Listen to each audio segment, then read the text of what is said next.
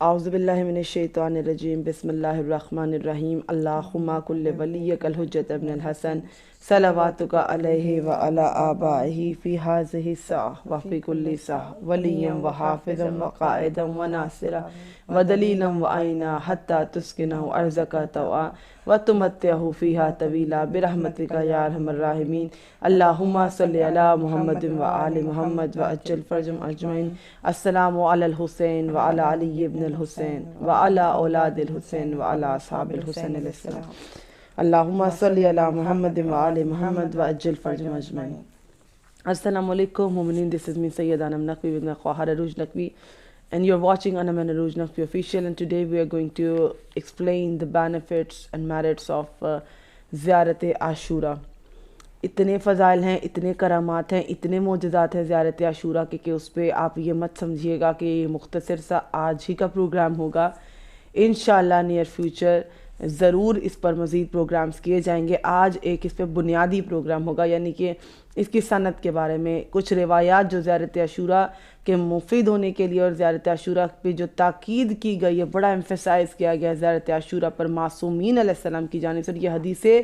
قدسی ہے کہ یہ زیارت عاشورہ کے بارے میں روایت ہے کہ یہ امام جعفر صادق علیہ السلام اللہم صلی علی محمد وآل محمد وعجل فرجهم اجمعین, چھٹے امام معصوم سے ہم تک پہنچی. انہوں نے یہ زیارت پائی. امام محمد باقر علیہ السلام اللہم صلی علی محمد وآل محمد وعجل فرجهم اجمعین.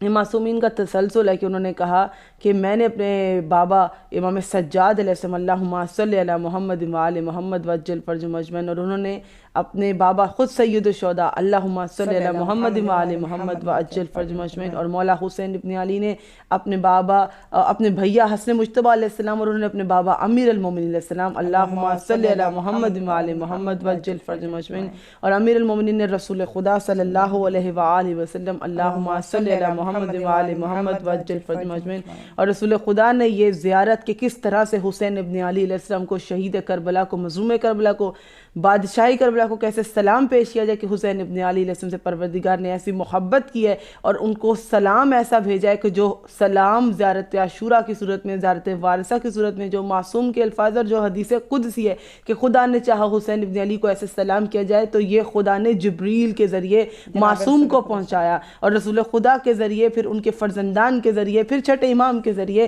ہم مومنین تک پہنچا. تو دور و نزدیک سے ہر مومن اور مومنہ جب بھی مولا کی زیارت کرنا چاہیں تو اس کے لیے ہمارے پاس بہترین خزانے موجود ہیں. زیارت عاشورہ زیارت وارثہ کی صورت میں شب قدر میں بھی مولا حسین کی زیارت ملے گی. تو بڑی افادیت رکھتے ہیں. کچھ نہ کر سکیں تو فقط یہ جملہ کہ آپ باہر نکل جائیں, اپنے گھر کی چھت پہ چلے جائیں یا صحن خانہ میں چلے جائیں اور السلام علیکم یا ابا عبداللہ الحسین علیہ السلام, السلام علیکم ورحمۃ اللہ وبرکاتہ. سلام آپ نے کیا اور جواب سلام واجب ہے, اور آپ کو اگر جواب مولا حسین ابن علی علیہ السلام جیسی ہستی دیں اور وہ آپ کی جانب رخ زیبا ہی کر لیں تو آپ کے نصیب پلٹ جائیں گے. میں کیا ہی کرامات پیش کروں زیارت عاشورہ کی کہ علماء اور فقہا نے ایسے واقعات نقل کیے ہیں زیارت عاشورہ کے بارے میں. میں سب سے پہلے تو اس کا پراپر طریقہ کار بتا کر آغاز کروں گی, اور عروج اور معراج سے فضائل زیارت عاشورہ پہ بات کریں گے. گو کہ یہ ایک مختصر پروگرام ہوگا کیونکہ زیارت ہم سب کے پاس الحمدللہ موجود ہے.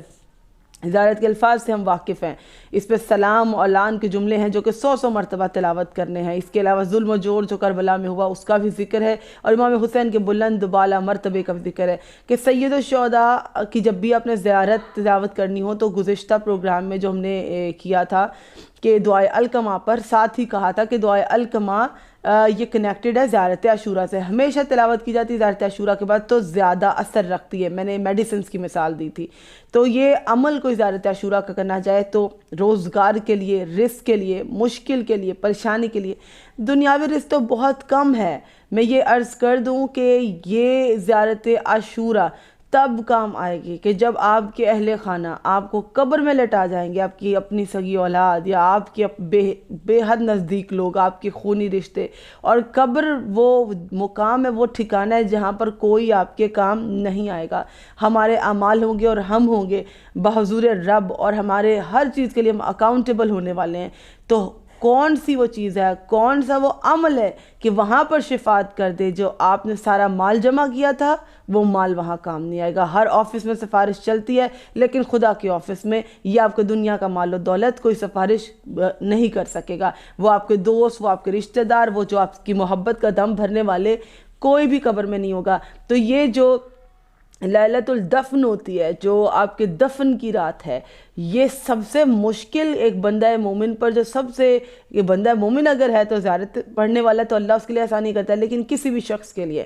جو شب ہے اس کی دفن کی, تدفین کی, وہ اس کی زندگی کی سب سے مشکل شب ہوتی ہے. کیونکہ چاہے وہ کتنا ہی نیک ہو, لیکن اس کو خوف رہتا ہے اس چیز کے بارے میں. روایات موجود ہے کہ بڑی ٹف رات ہوتی ہے. ایک وہ عمل جو اس قبر کو منور کر دے گا, اس قبر کو روشن کر دے گا, اس قبر کو آپ پہ فشار نہیں ہونے دے گا, قبر آپ پہ تنگ نہیں ہوگی, قبر وسیع ہو جائے گی. اور یہ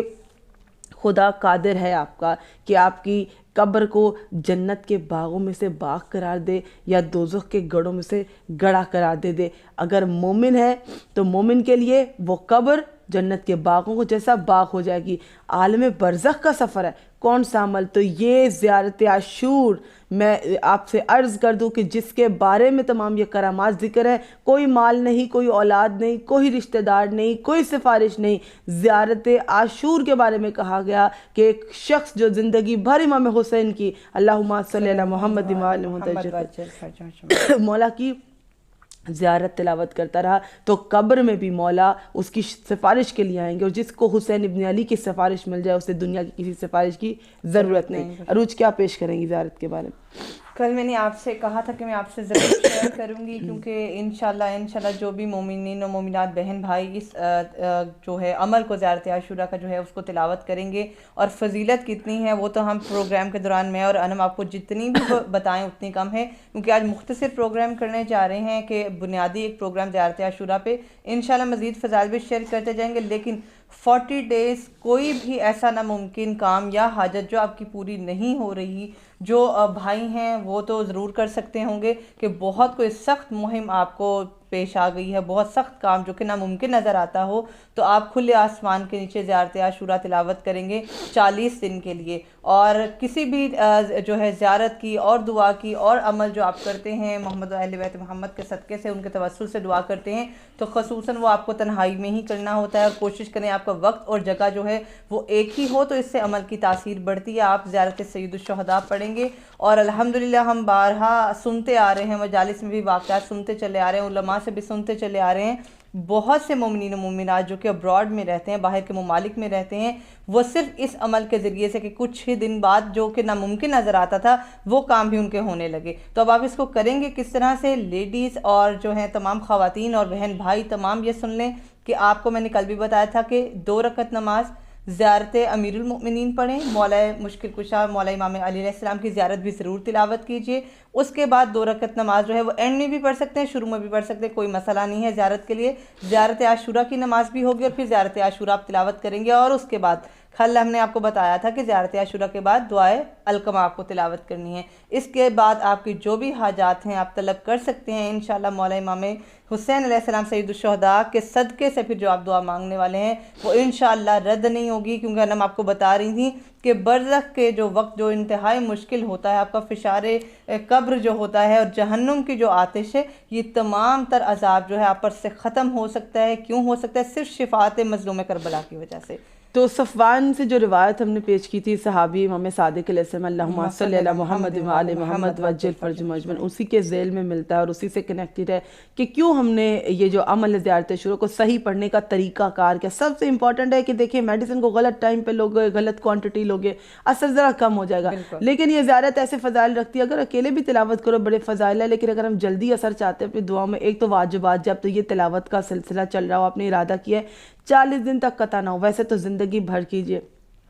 ज़िंदगी भर का तनाव, ख़ास तौर पे 40 डेज़ के लिए, आप ख़ास मकसद के लिए कि आपको रोज़गार नहीं मिल रहा उसके लिए, आपका कोई प्रोजेक्ट एक्सेप्ट होना उसके लिए, आपको अपना ज़ाती घर चाहिए उसके लिए। और सबसे बड़ी चीज़, इमाम से छोटी चीज़ें ना मांगा करें, इंसान इमाम से हमेशा बड़ी चीज़ मांगा करें। अपने लिए, अपने वालिदैन के लिए शफ़ात और मग़फ़िरत मांगा करें कि सैयद शुहदा को खुदा बुज़ुर्ग बरतर ने शफ़ात का ऐसा इख्तियार दे दिया कि हुसैन इब्न अली जिसकी चाहे शफ़ात कर दे। और ज़ियारत आशूरा पढ़ने वाले को वो मुकाम दिया कि हुसैन इब्न अली तो उस तिलावत ज़ियारत आशूरा करने वाले की इतनी शफ़ात कर देंगे कि उसकी जब शफ़ात होगी तो उसके नज़दीक जितने भी लोग जो होंगे दफन होंगे कब्रों में, उन पर से भी अज़ाब उठा लिया जाएगा।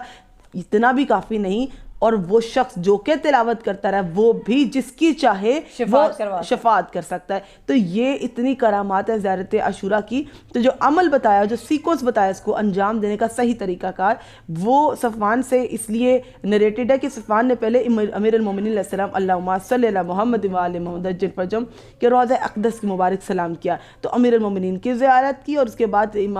छठे इमाम ने उसे ताक़ीद की मौला हुसैन इब्न अली के बारे में कि कौन सी ज़ियारत है कि किन अल्फाज में इमाम मज़लूम को सलाम पेश किया जाए। तो ज़ियारत आशूरा का बताया। और जब पहले अमीरुल मोमिनीन को सलाम किया, ज़ियारत आशूरा सैयद शुहदा के रोज़ा की जानिब, और उस ज़ियारत आशूरा के बाद मौला ने फरमाया कि इस दुआ को पढ़ो जो दुआ अलकमा थी। तो जब ज़ियारत पढ़ी जाती, ज़ियारत से मुतालिक वो नमाज़ होती है जो हदिया मासूम को की जाती है। जब आप रोज़े में भी जाते किसी मासूम के, तो पहले 2 रकत नमाज हदिया ज़ियारत पढ़ते, फिर हम ज़ियारत पढ़ते। तो यही सीक्वेंस हम अपने घरों में अगर फॉलो करें, 2 रकत नमाज अमीरुल मोमिनीन,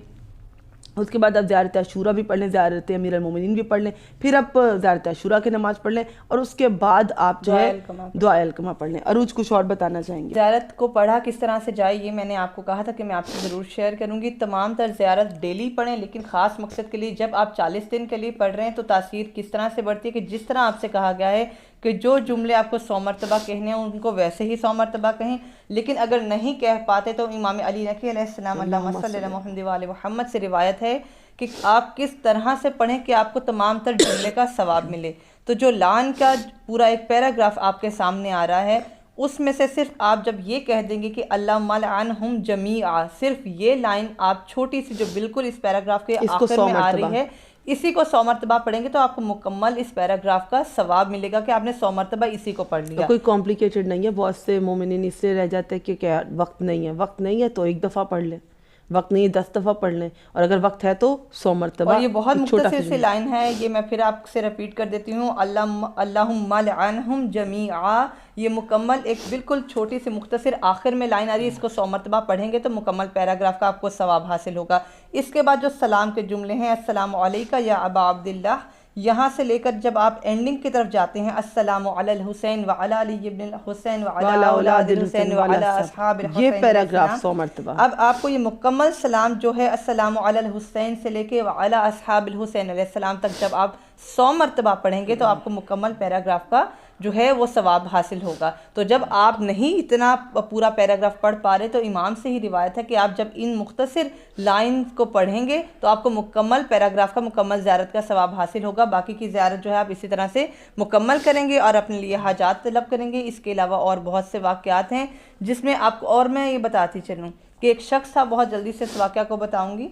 ये जो है अब्रॉड में रहने वाले एक भाई थे और हम ये वाक़या सुनते रहे हैं। ये एक आलिम से ज़िक्र कर रहे थे कि मैं तो ज़ियारत आशूरा भी पढ़ता हूँ और सब पढ़ता हूँ, पर बहुत डिप्रेशन में हूँ, 4 साल हो गए हैं, बहुत से फ़ाइनेंशियल इश्यूज़ आ रहे हैं, पहले घर था फिर अपार्टमेंट में रहने लगा और ये वो सब। तो आलिम ने इनसे ये कहा कि क्यों, कि किस तरह के मामला है कि जो हल नहीं हो पा रहे हो, ज़ियारत आशूरा भी तिलावत कर रहे हो, तो बताओ कि ज़िंदगी में क्या चलता है, क्या सबसे मिलना जुलना ठीक है, क्या ज़िंदगी में कौन कौन है, माँ बाप हैं, बहन भाई हैं, कौन कौन है। तो उसने बताया कि वालिदैन में से वालिद थे, वालिदा नहीं थी, और भाइयों से भी वो मिल रहा था, और जब बहनों का तज़किरा आया तो उसने कहा एक बहन से मिलता हूँ, एक से नहीं मिलता। तो उन्होंने कहा क्या वजह है, तो उन्होंने कहा कि जो उनके ब्रदर इन लॉ हैं उनके साथ उनके कुछ मामलात कारोबारी जो थे, बिज़नेस के मामलात वो ठीक नहीं थे, तो इसकी वजह से उन्होंने कहा कि तुम अपने घर रहो, हम अपने घर रहेंगे, हमारा तुम्हारा कोई मिलना जुलना नहीं। तो उन्होंने कहा सिर्फ यही वो वजह है। अब आप ये सब ये गौर से सुने, क्या कता ताल्लुक़ है, ये एक वो वाहिद अमल है, क्योंकि बारहा हम जो है रिवायात में पढ़ते आ रहे हैं, बारहा हमें इस चीज़ की ताकीद की जा रही है کہ اللہ تعالیٰ کے حق میں کیے ہوئے جو بھی گناہ ہوں گے، شفاعت مظلوم کربلا ہوگی، شفاعت سیدہ ہوگی، شفاعت جناب رسول خدا صلی اللہ علیہ وآلہ وسلم سب ہوگی، لیکن کچھ گناہوں کی معافی نہیں ہوگی، اور کچھ وہ ہیں جن کے آپ کو معاف کر دیا جائے گا اور پھر آپ کی شفاعت کر دی جائے گی۔ تو جو معاف نہیں کیے جائیں گے وہ گناہ ہوں گے جو بندوں کے حق میں کیے گئے گناہ۔ اللہ معاف کر دے گا معصومین علیہ السلام، لیکن جب سیدہ سے شفاعت چاہیں جناب زہرا صلوات اللہ السلام اللہم صلی علی محمد وآل محمد وعجل فرج مجمن، تو غور فرمائیے گا جنہوں نے اپنی بہنوں بیٹیوں کے حق مارے ہوں گے اور جنہوں نے اپنی بہنوں بیٹیوں کے حق میں زیادتی کی ہوگی، ان پہ ظلم ڈھائے ہوں گے اور ان کے ساتھ کسی بھی قسم کا غلط سلوک روا رکھا ہوگا، تو سیدہ سے شفاعت کی امید نہ کریں۔ جو اپنے گھر بیٹیوں کی تعظیم نہیں کرتے اور ان کے اثاثے کو برقرار نہیں رکھتے، ان کے اثاثوں پہ نظر رکھتے ہیں، تو وہ کبھی بھی جناب زہرا سے شفاعت کی امید نہ لگائیں، کیونکہ سیدہ کا سب سے بڑا دکھ یہ ہے۔ اور جہاں مظلوم کربلا کا ذکر ہے، تو اگر آپ مظلوم کی حمایت نہیں کرتے تو پھر ان سے بھی شفاعت کی امید نہ لگائیں، اور بے شک قطع تعلقی بالکل نہ رکھیں، صلہ رحمی کی قطع تعلقیہ جو سب سے بڑی چیز اس عمل کو روکے گی۔ عمل یہی ہے جو بتا دیا، آپ متواتر کیجئے، انشاءاللہ زندگی میں معجزات، کرامات، زیارت عاشورہ کیسے ہیں، آج تک جتنے بھی عمل آپ کو بتائیں ان سب پہ بھاری موسٹ پاورفل زیارت عاشورہ ہے، ہر ذکر سے وزنی، ہر تسبیح، ہر عمل سے وزنی۔ لیکن بس احساس اس چیز کا کرنا ہے، کسی کے حق میں کوئی زیادتی نہیں کی ہے، واجب نمازوں میں کوئی قضا نہیں ہوئی ہے، اور جھوٹ نہیں بولنا اور غیبت نہیں کرنی، کیونکہ یہ اس کے اثر کو زائل کر دیں گے۔ مختصر واقعات ہے، ضرور ٹائم زیادہ ہوتا پیش کرتے، ادروائز ان پہ انشاءاللہ اور پروگرام کریں گے اور مختلف واقعات پہ کریں گے، تاکہ ایک ایک پروگرام میں دو واقعات اور کرامات زیارت عاشورہ کی ایک سیریز آپ کے سامنے پیش کر سکے۔ آج بنیادی پروگرام ہے، آپ کی فیڈ بیک پر ڈیپینڈ کرتا ہے کہ آپ کو کتنا اچھا لگتا ہے ذکر سید الشہداء، تو ہم مزید بھی لے کر آئیں گے۔ کہ اصفہان کے ایک بہت بڑے عالم ہیں، اور ان کا واقعہ ہے کہ وہ عالم رؤیا میں دیکھتے ہیں کہ ان کو حکم ہوتا ہے کہ 40 تومان فلاں فلاں دکان پر وہ ادا کر دیں۔ تو وہ کیونکہ جو فقی اور جو علماء گزرے ہیں، متقی اور پرہیزگار گزرے ہیں، اور عالم رؤیا میں کسی چیز کا عطا ہونا یا کسی طرف اشارہ دیا جانا صرف نیک اور پاکیزہ بندوں کے لیے ہی ہوتا ہے۔ جیسے انہوں نے دیکھا کہ ان کو کسی شاپ پر جا کر 40 تومان ادا کرنے، تو وہ سوچنے لگے کہ 40 تومان کیا میرے پاس ہے بھی یا نہیں، اور میں نے کسی کا قرض تو نہیں ادا کرنا، تو 40 تومان میں نے کس مد میں دینے ہیں اور کس تناظر میں دینے ہیں، میرے پہ کسی کا وہ کوئی لائبلٹی نہیں ہے، تو پہلے یہ تو دیکھ لوں 40 تومان میرے پاس ہے بھی یا نہیں۔ تو انہوں نے تمام جمع پونجی نکالی۔ جب تمام جمع پونجی کو اپنے تمام ہر جگہ سے ہر طرح سے پیسہ اپنا جمع کر لیا، تو دیکھا کہ ان کی کل اماؤنٹ جو اس ٹائم ان کے پاس تھی وہ 40 تومان ہی تھی۔ اب وہ یہ دیکھنے کے لیے کہ کتنی صداقت ہے اس میں، اور واقعی کیا اس دکان میں کوئی ایسا ماجرا ہے کہ مجھے اشارہ ملا، مجھے وہاں جا کر یہ دینا ہے، تو وہ گئے اس شاپ پر، دیکھا کہ وہ پہلے سے جس کی دکان تھی وہ کسی کسٹمر کے ساتھ بات کرنے میں مصروف تھے۔